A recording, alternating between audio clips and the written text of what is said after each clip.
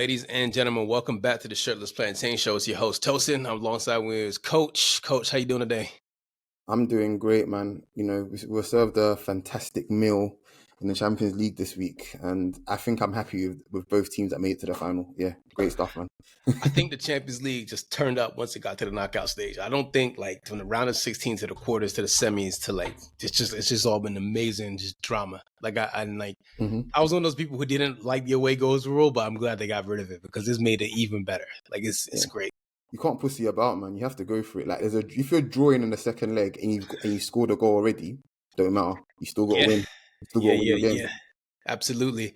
Let's talk about today's game because that's the one that's still fresh in our minds, the one that is very poignant. Real Madrid and Bayern Munich. I mean, again, like we said last week, these are the two titans of European football, right? Like, there's the two big teams. And go ahead, Coach. Tell me what you thought of. What's your initial reaction to what you saw? I'm. What do you call it? I'm just reliving the shit in my mind, man. Like, you go ahead, man. So I'm at the office today, right? And I'm watching with my manager, and I literally flipped my computer just to show her the goals, and she saw Alphonso Davies' goal. She goes, first thing she says is, "Isn't he left-footed?" I was like, "Yeah." Yeah, he's left-footed indeed. So, it was a very, very good goal. And the funny thing is, he's probably going to go to Real Madrid next year. Yeah, I don't. Do you know what? Yeah, am I out of the loop of this? Is that concrete? Like, it feels as if the Mbappe deal is a lot more concrete than that deal. I don't know. Like, today, Davies said after that his agent is talking to Bayern, and he's grateful for what Bayern's done. But I think that he might go, honestly. I think that if you have Davies and Vinny as your left side, is that the fastest left side in the world? I honestly, yes, it is. There's not even a question. Yes, it is. Yeah. That's legit. Like, those two could legit go to the Olympics. The only way that left side gets faster is if you both put them on 500cc motorcycles. That's the only way that left side gets faster. Yeah. That is just dead absurd. But I mean, that goal is really good. And then I just kind of felt like Madrid's devil magic was going to work its way. Like, Manuel Neuer to me is the greatest goalkeeper that's ever played football. Yeah. Like, I genuinely believe that. He's been great since my senior year of high school in 2008, right? Yeah. He's been that great. And he was playing so well today. And I know Madrid bangs juju because there's no way that Neuer does that. Out of everything he did today, he makes that mistake. Yeah. Just didn't make any sense. I'll be real with you. Yeah, I've got so much pleasure out of that because I want to try and count. I think on maybe 2 Champions League pods ago, I mentioned how many times I've been able to see him in real life, and yeah, I think today was the day I finally feel like I won against him finally, because every time I've seen this bastard live, he's always done something that's made me almost question the existence of God, should I say. Yeah. And today he looked human, finally. Yeah. Like, when Arsenal beat them in 2016 and Ozil scored that goal that he saved, by the way, but it went over the line, basically. I was like, I didn't even feel like celebrating because it's not good enough. You saved it. You still technically saved it. Yeah. And today he did something that cost his team. That absolutely cost him. I was like, yes, you finally have been defeated. Hopefully you retire and leave us all alone for good. Listen, Manuel has been like, you remember when Welbeck tried to chip him? I don't know what it is. It's like players get scared of him. Yeah. Like, players legit get scared of him, and it makes no sense. But it's funny because Joselu scoring the goal, technically he's a Real Madrid Academy graduate, joined at 19, whatever. Someone a few weeks ago said that Real Madrid's Academy is rubbish. I'm like, no, the funny thing is, Real Madrid actually have the most Academy graduates in Europe's top 5 leagues. Yep. They're like 97. I mean, if you go through La Liga, a lot of these players in these squads all started off at Real Madrid. Like, it's actually nuts. Like, I remember a couple years ago, what team was it? Was it Valencia? I just remember specific because I know Mata was at he was. Yeah, he was. Like, maybe it was Valencia, but going through their team, but quite a few of these players were originally at Real Madrid. So yeah, like they do their thing. They do a good service to La Liga in terms of making sure a lot of top level professionals actually have careers in La Liga for sure. Yeah, and that's I think we sometimes get caught up in like superstars coming to the academy, right? Yeah. If you get like a Messi or Iniesta or Xavi or whatever out your academy or Busquets, that is amazing. It's a But win. this is a win. But when you get professionals who can make genuine like contributions to football at the highest level, that is what your academy is supposed to do, right? Like getting the Rashford out your academy is special. Getting the Jack Wilshere is a special thing. These are gems of gems, but you're not gonna usually get that. No. And Real Madrid just continues to distribute just academy. And they brought Joselu back, and Joselu scored a brace. Like 2 years ago, Joselu was going to the final with his dad, and now Joselu is going to the final. I love those super sub strikers, man. Like they make me so happy. Like seeing those guys come off the bench and like just banging in goals. It was a good game, man. It was a really, really good game. Like, especially as a neutral, I had no fight in it, man. But it was such a beautiful game because you get to see like two of Europe's biggest teams go against each other. I have a question for you. Do you think Thomas Tuchel messed up? Yeah, but I think we're skipping ahead a little bit first. But absolutely, and we all know what it is. It's the Green Goblin mask. But just a little bit of trivia before we get onto the game a little bit. Do you know where Raul's first club was before Real Madrid? Probably like Barcelona or something like that. Nope, it was Atletico Madrid. Yeah, and that's hilarious because I'm sure you know this, but you know who Ryan Giggs' first like professional club was, right? It's like Arsenal or something. No, it was Man City. But yeah, man, that's the whole point of like academies and obviously at the top level kind of thing. It's very, especially at the level that Real Madrid operate at. I'm not saying they don't have patience to bring players through because they obviously do and they are, but it's like if you want to win the Champions League every year, which Real Madrid want to do, it's kind of hard to give chances to 18, 19-year-olds basically in your academy. It's just unless you're that guy. Yeah, unless you're that guy, it's hard, isn't it? Like I wish they would, but every club has their own identity. Every club has a way of doing things basically. There was an academy guy from Real Madrid yesterday who played who didn't look so good. We'll talk about him, Hakimi. But, we'll get to that. But yeah. There might be one brain cell on his head, but anyway. Yeah. But as Nikki said, it's all in his mom's name. But yeah, not for real. Shout out Nikki, man.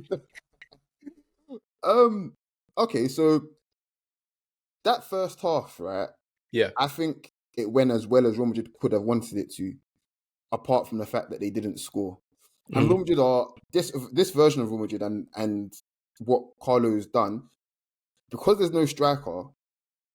Most weeks, basically, they're gonna have a lot of the ball, but the way they found success is I feel like they make the pitch quite small, kind of thing, in terms of when they have the ball, and then they use the big spaces that teams might leave to really exploit with Jude and Vinny and Rodrigo kind of thing. And because you've got Toni Kroos in your midfield, there isn't a pass this guy can't play. So it's a lot of the chances that Real Madrid generated were from the fact that they were able to make the pitch small, basically, and then give it to Vinny in an area where he can get at someone, basically, or Jude can pull someone away with a run. And then whenever they got into the box, there was always a surplus of players for them for a chance to fall to. I mean, that save that Neuer made in the first half when Vinícius hit the post kind of thing, I thought it was going to be one of those days again because a lot of keepers don't save that, basically, is what I'm saying. 99% of them don't, man. Neuer's just a freak of nature. He makes me sick, man. But it was interesting in general because I think Bayern did have a decent-ish first half. There was obviously lots of space in behind for them, but Real Madrid didn't allow for it as much. I think probably the weakest player for them in that first half, I'm trying not to be too harsh on him, but I'd probably say Tchouaméni. And it's weird. Yeah, I was gonna say it was either him or Valverde, but yeah, man. Yeah. So yeah, it was just a strange. It was strange because everybody else seemed to be on the wavelengths, but he seemed to take an extra touch. He seemed a little bit off the pace, and there's a big discussion. Well, not a big discussion, but there's a little bit of rivalry there between him and Camavinga right now because Camavinga obviously isn't getting as many minutes as. To me personally, I think he should have started the game anyway. Unless he was carrying an injury, he should have started the game. But obviously Carlo has his favourites. It is what it is. There's nothing we can do about that. But I'd probably say, yeah, him and Valverde probably struggled the most in that first half, man. But yeah. I have a question. Go on. There's a lot of debate about who's the best player in the world right now. I'm gonna ask you, who do you think is the best player in the world right now? And I know you know the answer. Yeah, no, the thing is, yeah, we're talking. I feel like we have to give Vinny his props in it, because Vinny, if we're talking right now, like in this precise moment, it is Vinny. If we're talking form, but it's not as much as it is about form. It's not always about form, and I just think if I'm talking about who both at their best, I'd say are the best players in the world, it's obviously Mbappe. Yeah. But right now, if they were to decide the Ballon d'Or tomorrow, it's going to Vinny. I think personally. Yeah. The one thing I love about Vinny, he's a keeper of the flame. That man is a take-on machine, and not even like take-ons. Like he would. What was his stats actually for take-ons? I'm sure in the second half alone, he must have completed like 6 or 7. So, what he did to Tony, what he did to I said Tony, what he did to Joshua Kimmich today? Yeah. I genuinely understand racism. No, for real, like it was. He seemed to get, and do you know what's actually crazy? What's actually crazy about it all, right? It's the fact that his engine is nuts. Like, bro, he doesn't stop running at all. Man, I don't even know, man. He's just always at your neck. He's like, yo, I got something for you all time. Like, and it's just, I'm impressed. Like, Vinny's finally got that consistency. He's finally becoming the guy, and yeah, man, it's just, I'm trying to find the stats for his take-ons today. I'm literally on the thingy app now, so I'm looking at it. So let's have a look at lineups. Okay, he had 12 touches in the opposition box. Fuck me, 7 out of 12 successful dribbles, 3 out of 5 shots on target. Yeah. He was just. Okay, so he had 17 ground rules overall. So I'm guessing that includes fingers on 9-1. Okay, cool. Yeah. Yeah. He's incredible, man. He's incredible. Like, Rodrigo is such a good compliment to him. I know Jude didn't play too well, but listen, man, Jude's in the Champions League. We probably need to have a little bit of a conversation about Jude. Do you want to do it now? Yeah, let's talk about Jude. We might as well. I think Jude Bellingham is one of the best players in the world. And I feel like there needs to be an acceptance that football is played in a variety of different ways. And there's some things that he's able to do that certain players will just never be able to do in their careers, ever, with and without the ball. You know what it is with Jude? Go on. Everything looks so calm to him.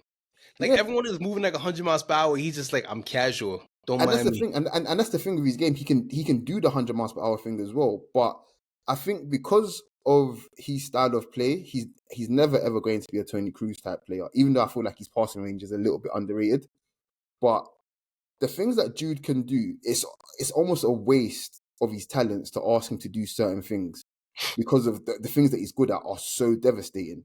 So while like my favorite type of midfielder is someone like a Patrick Vieira, because he's tall but he's got great close control. He can pass. He can play in both boxes. It is where it is, kind of thing.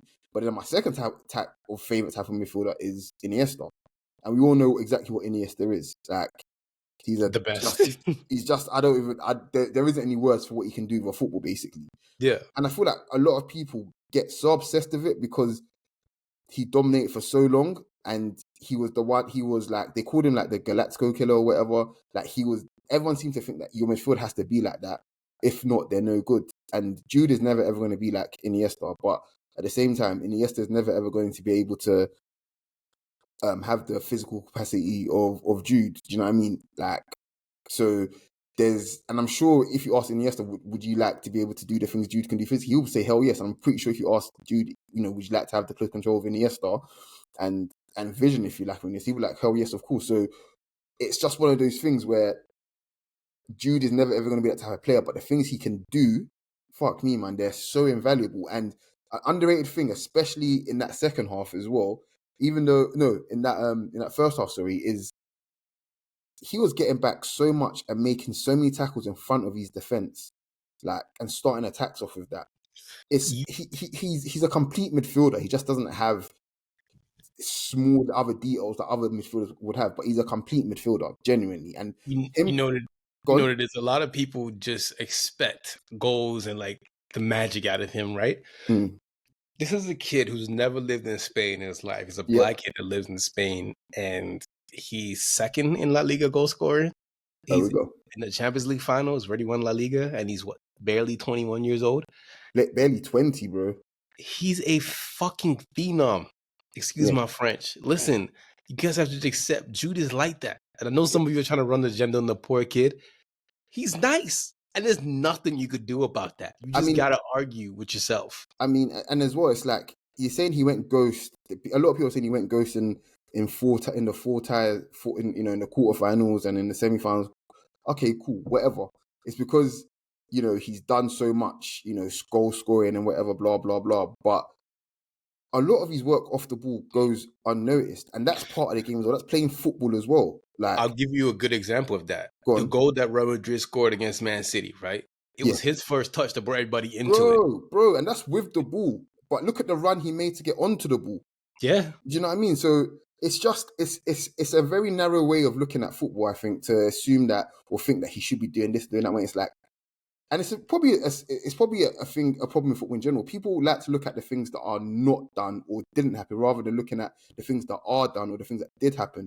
And we're in danger of, like, I suppose, underappreciating so many things, like not just players but managers as well, and all these other things, like, just because you're always looking at, in comparison to this or that. It's like, just focus for a second and look at what actually is happening. That's what we need to do. Because once go on. No, so that's a great segue into Thomas Tuchel. Like, you were talking about managers. Like, I think Thomas Tuchel had a great tactical match until, like, the Green Goblin came out.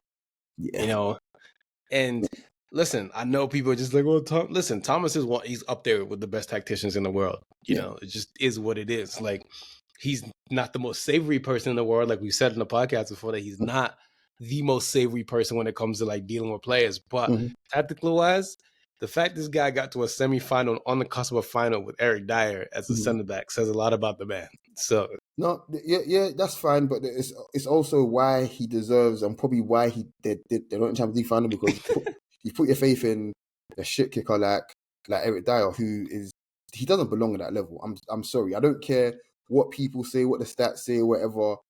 I know what the Eric Dyer is, and he's shit, bro. Like, there's no two ways about it. Like, for what Bayern want to do and what Bayern want to do and where the level they want to be.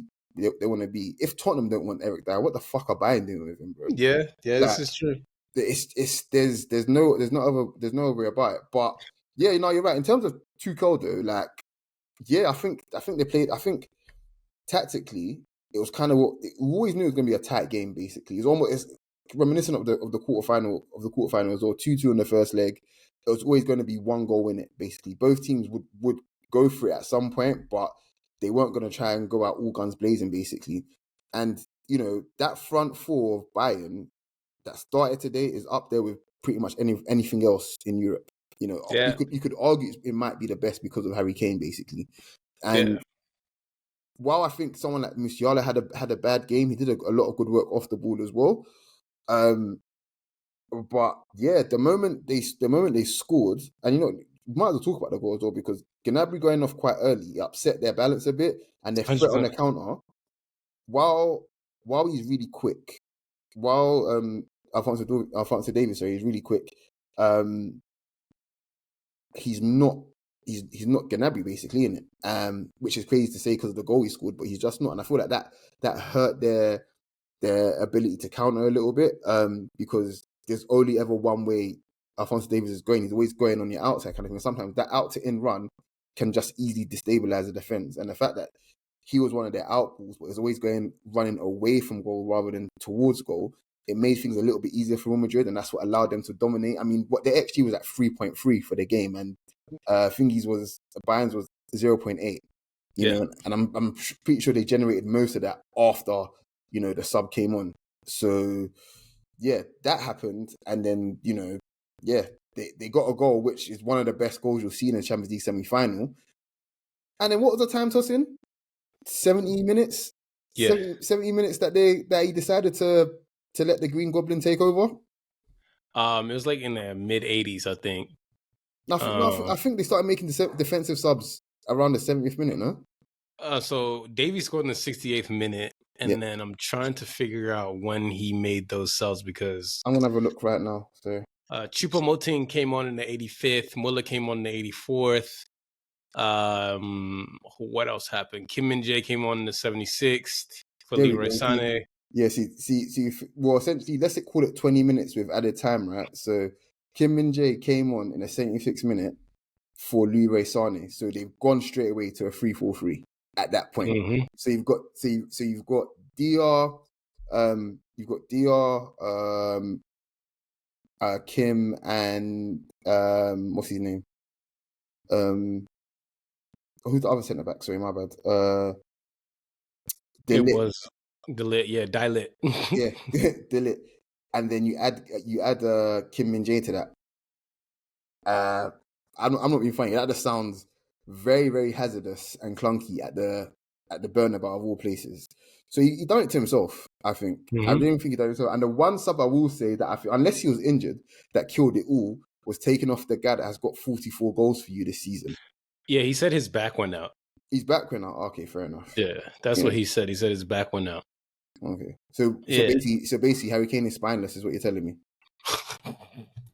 You said it. I didn't say anything like that. That's what it sounds like to me, you know. Let's talk about the offsides and the thing before we move on. Like I said, man, Real Madrid made a deal with Shaitan.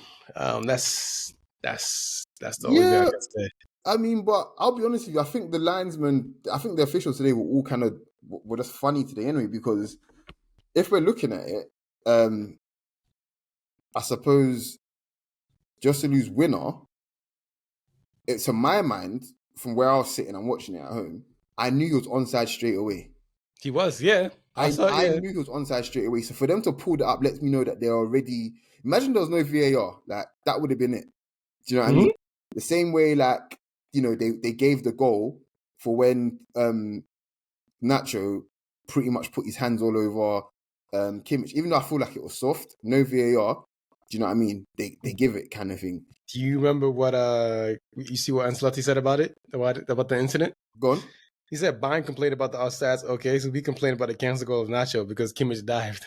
But there we go. It was soft, didn't it? Like, I think it was a stupid foul, especially in this era. Like, it was stupid, but it's, you know, it's soft, but, you know, you by the letter of the law, it's a foul basically, and you gotta play to the rule book, innit? And I think it was a dumb decision. But yeah, I suppose Neuer made the mistake. You know, Joselu was there. They tried to give an offside for the winner. That let me know it was dodgy, and then they actually gave an offside for something where, under the new law that Arsene Wenger would be proposing, it would actually be a goal basically. Because what advantage did he gain? But by there being like the width of a nipple basically between them. Like, what did he actually get? What did he actually gain? But with that being said, the Real Madrid players, they stopped. That's why they couldn't give it, because they put the flag up. And I think that's totally fair. But putting the flag up initially is where the problem was, basically, for me. So yeah, man. But look, you put faith in Eric Dyer. Harry Kane is a bastard. So fuck Bayern, bro. Yeah. Well, Carlo Ancelotti has never lost a game to Bayern Munich, apparently. So yeah, he even went to manage him just to ensure that can never happen, innit, right? You know, I know Toni Kroos is the devil. Go on. He has won 6 Club World Cups, and if he wins the Champions League, that'll be a 6. And if he wins another Super Cup, that's 6. Oh yeah, Illuminati, man. Oh my god. Yeah, that's bonkers. Do you know what Bayern's director said, Max Erbel? Go on. We were all for a German final, everyone except for the Polish referees. Oh wow. That is very, very, what I want to say, problematic. It's very problematic, and it's a certain period of time coded. I won't say the years, but you know the years, but it's a very certain period of time coded is what I'll say. If you don't know your history, you better get to your Googles. Yeah, you better get to your Googles. That's what I'll say. That is a crazy, what? He said, he mentioned the nationality, knowing what nationality he is. Oh my God.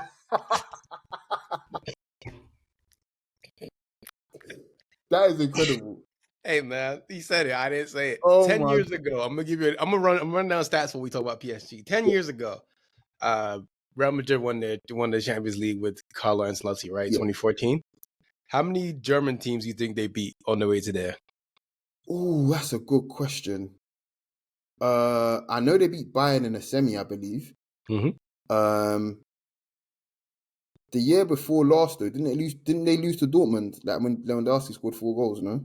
I can't remember that, but I do know 2014 they beat 3 German teams. 10 years later, they're about to, they're facing that 3rd German team this year. Oh, So wait. So who did they face in the quarters? in 2014, No, I'm talking about this year. Oh, um, Man City, obviously. Who did they face in the thingy, though? In the round of 16? I think it was that's a good question. Leipzig. Oh, my gosh. It was Yeah, Leipzig. Yes, it was Leipzig. Yeah. yeah, Oh, wow. Okay, that's crazy. That's yeah, crazy. That's crazy. yeah. Um, That is that team. That team, I don't know, man. They do some shit that just doesn't make any sense. So yeah, yeah, 2014 they beat Schalke, then they beat yeah, Dortmund, and then they beat Munich. yeah. So 3 in a row, and then they beat Atletico in the final. Yeah, That's crazy. Madrid. They beat Schalke. Wasn't that what's his name? They beat them 6-1 Yeah, the first I game. remember because Ronaldo and Bale scored crazy goals, but that was Neuer's old team, right? It was, yeah, Yeah, it was Neuer's old team. Okay, cool. Oh, okay. yeah. All right. I suppose let's get to the other German team then. Oh man, Dortmund. Yeah. They beat PSG. Yeah. Very, very impressive of them, man. Like I said yesterday, I think someone has banged juju on PSG. Good. And Good. it's as we said in the account yesterday, man cannot live alone by Jordan. Man cannot live alone by Jordan Brand. No. And Just Jordan's leaving them as well. So there you go. That's what you get. they hit the post 5 or 6 times yesterday. I think it was oh shit. No, it was over the tie, it was 6 times, but it was 4 times yesterday. Insane. Yeah. Yeah. Insane. Yeah. I think No good. I think when I saw them hit the post, I was like, this is not your day. Just it's not meant to be for you to win the Champions League. Yeah, I mean, so okay, so there was to my mind there was a very very general consensus that Parc des Princes, Mbappe, under the lights, yeah, he's definitely gonna put them to the sword. You know, you got a bunch of either not experienced at this top level or over the hill defenders in this Dortmund team against, you know, someone that scored a hat trick in a World Cup final and who's won a World Cup already. Yeah, it's a lot, blah blah blah. And Dortmund, I think that's one of the hardest working performances I've seen this season. There was no, yeah, Schlotterbeck and Hummels were on one. it was nuts. Sabitzer was running around like a hooligan. There was, I think there was a period in that, especially in that first half where, in fact, the whole game to be fair, but especially in that first half where I thought like Vitinha was the only one that felt like, do you know what, he deserves to play in this final because, yeah, he's the only one that to me really turned up yesterday. Like, Yeah. absolutely turned up. Enrique, arguably, I think the team that played yesterday is the one that should have started away from home. Like, Ramos should have started away from home, but he didn't for some reason. And I think Hakimi and Dembele on that right hand side. I know we were talking about on the left hand side for potentially for Real Madrid.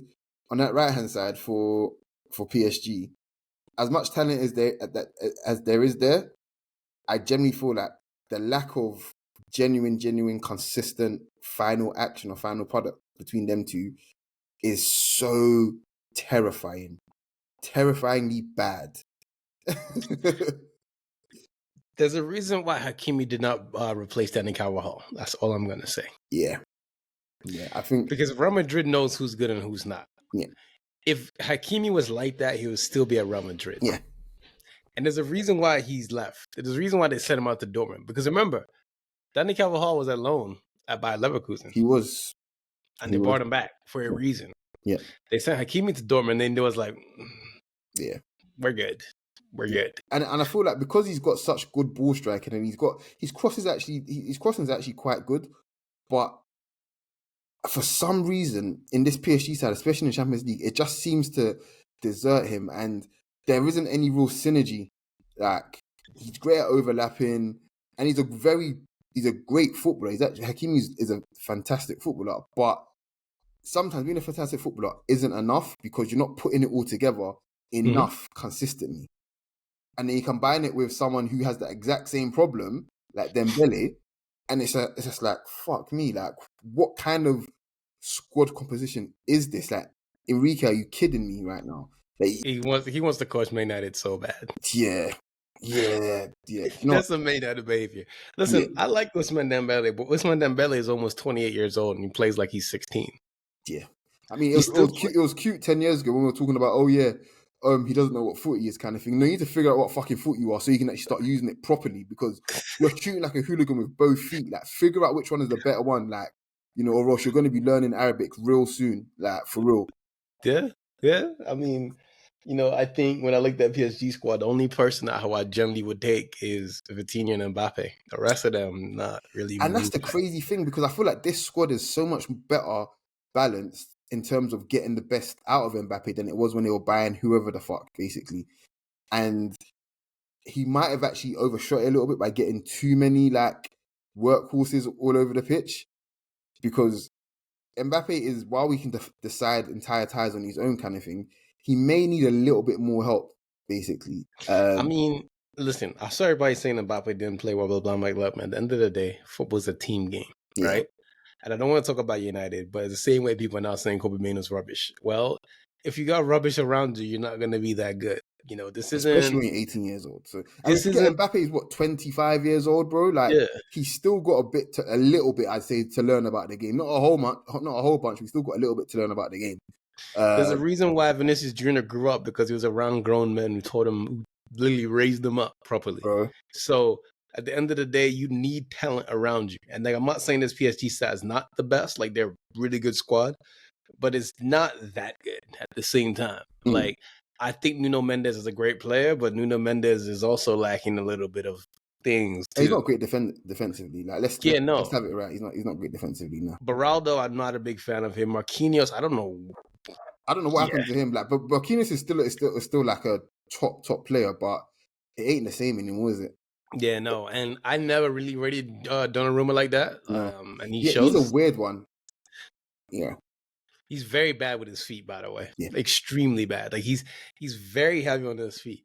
I mean, again, like, people were joking yesterday about the Benfica thing. I'm very scared about Bayern plays with Benfica, man. Like, I think the only Benfica player that's generally impressed me in the last decade is what's it called? From Real Madrid, from Man City. Ruben Diaz. Yeah, that's really about it. I think about everybody else. Like, Renato Sanchez, we had 2016, but he can't stay fit to save his life. Victor Lindelof calls himself the Iceman. He's melted. Yao Felix, that's a Ponzi scheme. What Cancelo culture came from there, right? Yes, I want to say. I think so, yeah. I mean, if I'm being honest, and this is... he did. This is going to sound crazy to say, but maybe the last Benfica player that I think was truly top was probably Di Maria. You said it. You said it. Yeah, you said it. Listen, they're money laundering over there for real, man. Like, that's because they're fleecing everybody. Actually, no. Let me actually be fair. It was David Luiz. Like, he had a really good career after he left Benfica. Let's be real. Like, yeah. I'm actually looking now. They sold Yao Felix, Enzo Fernandez, Darwin, Ruben Diaz. Oh, I lied. Edison's pretty decent. Goncalo Ramos, Axel Witsel, Raul Jimenez, Nelson Semedo. Nelson Semedo, I got words for you. You remember Fabio Contral? Yeah, he's another one actually that I would probably put in a bracket. That was a good signing, I'd say. Yeah. Gonzalo Guedes. Nico Gaitan, who's an NFT. Matic is another good one that they sold. Yeah. But yeah, it's Ramirez was solid. Luka Jovic. But yeah, there's very few and far between, man. Like, I'm looking at that list. There's literally like what you named, 10 plus. There's probably about 4 of them. You're like, do you know what? Yeah, good signings, like, for the teams that bought them. But yeah, no. But genuinely, yeah, I think PSG's recruitment strategy now, they're going to obviously get a lot of money back from what they're paying for Mbappe. Obviously, they're not getting a chance to use for him, but at least in terms of salary space, they can really get at least 3 really good players basically on the wages that they're going to save from Mbappe. I mean, they should go local and just buy league on talent. Yeah, well, I mean, They should have. basically they should basically just do a Bayern Munich basically or Man United in the mid to early 90s. But yeah, there isn't there isn't anything that's going to satisfy their owners apart from the Champions League. Like they just at this point they just absolutely do not care about the league. That's for sure. That's like almost a procession for them to say that well we should be winning the league basically. And the Coupe de France. Yeah, and the Coupe de France, like, that should be the aim every year. But what's funny, without Mbappe now, the playing field is a lot leveler now. I feel like in Ligue 1, it's a lot leveler. So it's a lot more level. So they're gonna have issues there, for sure next year. They'll probably still win it, but it's not gonna be as clear cut. I'd say. But yeah, look, Dortmund, man, I feel like they deserve all of the praise, all of the props because nobody gave them a chance, and they've been talking heavy on social media. The social media team, Hummels, Sancho, like they've been and it's well deserved because I remember when the quarterfinal draw was made, for example, everyone's like, "Oh, just the easy out." Yeah, like let's like everybody wants or Dortmund, whatever, and then Atletico found out the hard way. Do you know what I mean? And then PSG found out the hard way, kind of thing. And it's well, like people talk shit about you, and then bang, like you get punched in the face, kind of thing. And Dortmund were so worth their win against Atletico Madrid, and I feel like they showed a different side to them over this tie where they were hanging in a little bit, but they also were worth their, especially in the first leg particularly. Like they should have scored quite a few themselves. So yeah, man. But yesterday in particular, they rode their luck loads, and I think that their forward line was spent so much that they had to sacrifice, what's left of Marco Reus to come on and do some defensive work, which I think is just crazy. But he would have died on that pitch yesterday if it was needed, if it meant that they get to the final. And yeah, Terzic, look, nobody gave him a chance at all at the beginning of this Champions League run at all, and I feel like he's proved so much. Like for sure, we all know Dortmund are going to be unserious in the Bundesliga, but they have the potential to do the most funniest thing, genuinely. They do, and really, because look, Jude Bellingham is a plant in it. I know I've been bigging him up, but he's an industry plant. Let's be real here, and he's 4 bats basically, and him this year that he's had has been basically the most perfect year of all time. And he's going to go off to the Euros and has a great chance to win it. And this summer could be set off by him winning the Champions League. But how funny would it be if Dortmund were to win it? The team that he left last year. How funny would it be if they were to win it? And now it's like, oh shit, he's got a monkey on his back now. How long will it be until we win the Champions League again? Yeah, it's gonna be like, that's why Maya made case of the X. Yeah, there we go, man. There we go. 2 things quickly. You wanna feel old? I don't always feel old, but go on. You know who Thursday's assistants are? Oh yeah, I do actually. It's Sven Bender and Nuri Sahin. Nuri Sahin should still be playing football though. How old is he? Like 35, 36, no? Yeah, they're both young. Yeah. Bender's 34 and Sahin's 35. They both should be Tony Kroos's age mates. Yeah, so this is what I'm saying. I remember Nuri Sahin almost coming to Arsenal, and then Brendan Rodgers thinking he's the big dog, bringing him to Liverpool, and he flopped at Liverpool anyway. But if he came to Arsenal, if he came to Arsenal, he would have had a good career at Arsenal. But it is what it is anyway. But yeah, that is absolutely crazy. And Terzic was the assistant when was at West Ham. What's his name? I know him, the Croatian guy, innit? Yeah. Yes, I know who you're talking about, man. Oh my gosh. It's gonna bother me. It's gonna bother me so much. I'm not gonna Google it, so I know his name. It's gonna bother me so much. I'm gonna have to Google it, man. Yeah, it's bothering me. Bilic. Slaven Bilic, that's the one. That's the one. Yes. And I think I saw. I don't know how true this is. So correct me if I'm wrong. Listeners, or even you, Tosin. He was at the final in Wembley. I don't think so. Like as a fan, I'm talking about. Oh, it probably was. He probably was. That makes sense. That was a 2013, right? Yeah, I'm googling it right now. I think he was there. Yeah, he was there. He was. Absolutely bonkers. Yeah, that's life, man. Like life be moving. Yeah. My last thing, before we head out, Jadon Sancho. Very happy for the kid. Happy that he's doing well. Please not use Jadon Sancho as a stick to beat Man United.